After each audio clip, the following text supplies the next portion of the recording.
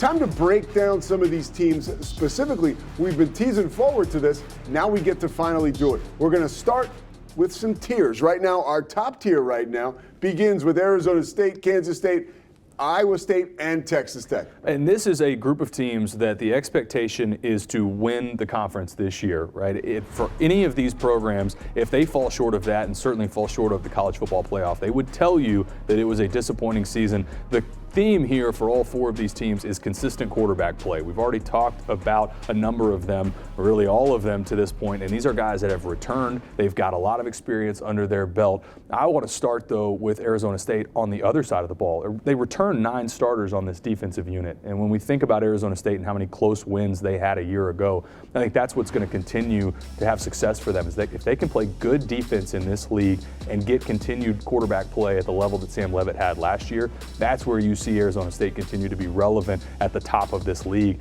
And then Texas Tech, again, the activity that they had in the portal, and a lot's been made of this. No one spent more than Texas Tech did in the offseason. There's been a couple injuries already, but there is so much depth that's been added specifically to like the defensive line unit.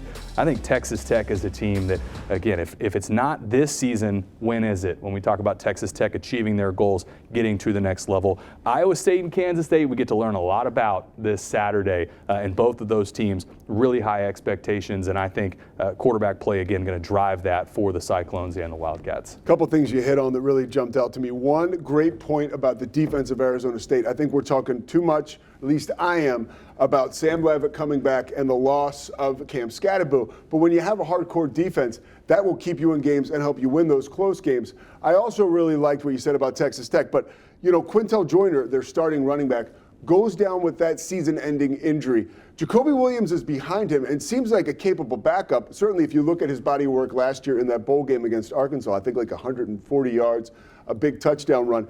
How does Texas Tech go forward, though, after that injury? I think it's similar to what we were just talking about with Arizona State. For Texas Tech and for any team, when we talk about achieving a conference championship and making it through the college football playoff, you have to play good defense. And what we've already broken down with the number of transfer portal kids that they brought in on the defensive line, that's where Texas Tech has to take the next step. And then Baron Morton, he's got to stay healthy, try to take less shots when he has the opportunity to get down and get rid of the football.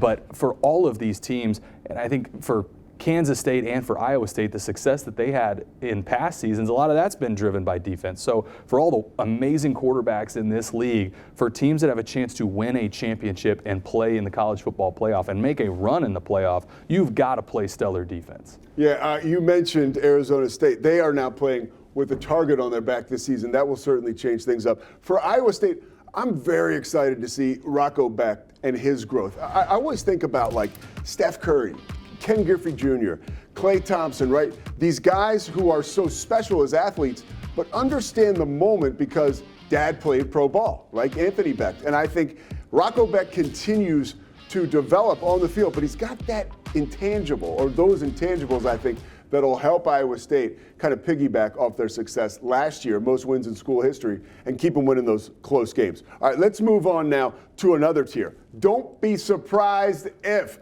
These are teams that we know are good coming into the season, but how well will they do? Don't be surprised if Baylor, TCU, or Utah surprises you. And when we say surprise, we mean make a run and win the conference, right? Those first 4 that we showed, those are the expectation is to win the league. For these 3 teams, I think the expectation for a lot of them, and I would say especially Baylor and TCU, would be right there behind that group of 4 that we just talked about. I think Sawyer Robertson at Baylor last year showed me a ton and showed the conference a ton. Didn't start the first 2 games, comes on late for the remainder of the season.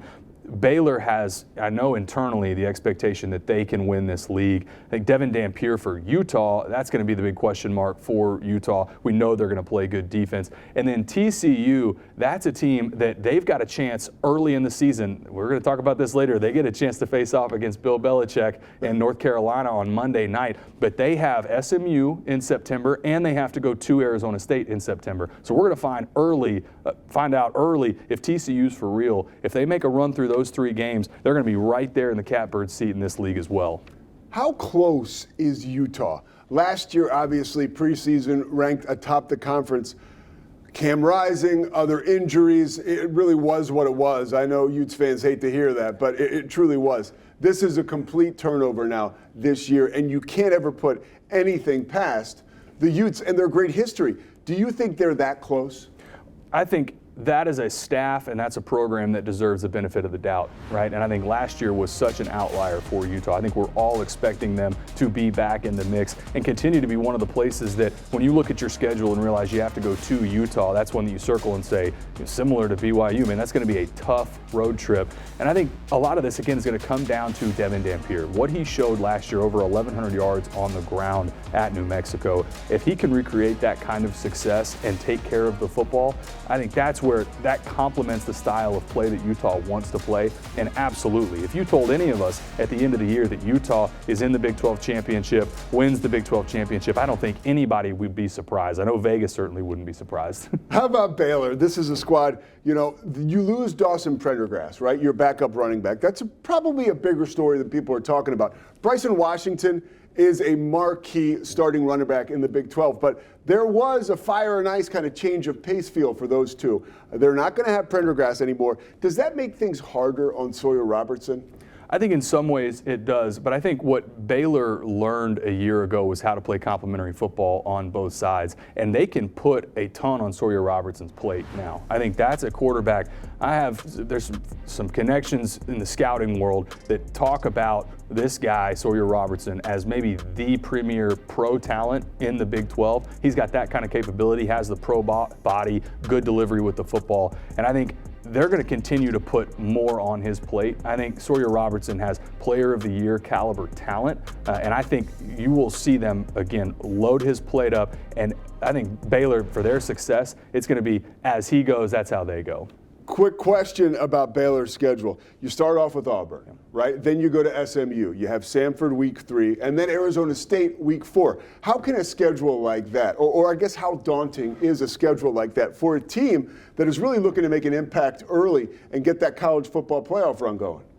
The last piece is, I think, most important, making a college football playoff run, because I think in the week 0 and week 1 slate, Baylor and Auburn is the most important game, because for the league, the Big 12 needs Baylor to win that game. Those are the marquee matchups, and we're going to talk about more of these later, but the Big 12 has to get those wins under their belt, because that's what the selection committee is going to look at late in the year. Who beat who out of the power conferences, and when it comes time to, obviously the champion gets in, but that number 2 team, potentially a number 3 team that gets in, how did they play in games like Baylor versus Auburn? So if I'm a Baylor fan, I'm fired up that you get a chance to play Auburn early in the season in week 1 and showcase what you got. I love it. Feel like we're talking at the bar, just talking ball. But I got to ask you to be brief with this response.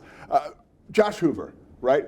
How does he live up to a season like last year where it was just completely magical for him and his team, record-breaking? I think, and TCU fans may think I'm crazy, I think if you're a TCU fan, you want him to throw for a little less yards, because that means they ran the football better than they did a year ago. Towards the bottom of the league, running the football is where TCU landed, and that is part of what puts so much pressure on Josh Hoover. And you saw 4,000 yards passing almost. That's phenomenal. You want to see a little more balance for that offense in 2025. If you're sitting at home and you're saying, hey, man, they didn't mention my team. Trust me, the conference is that good and that deep.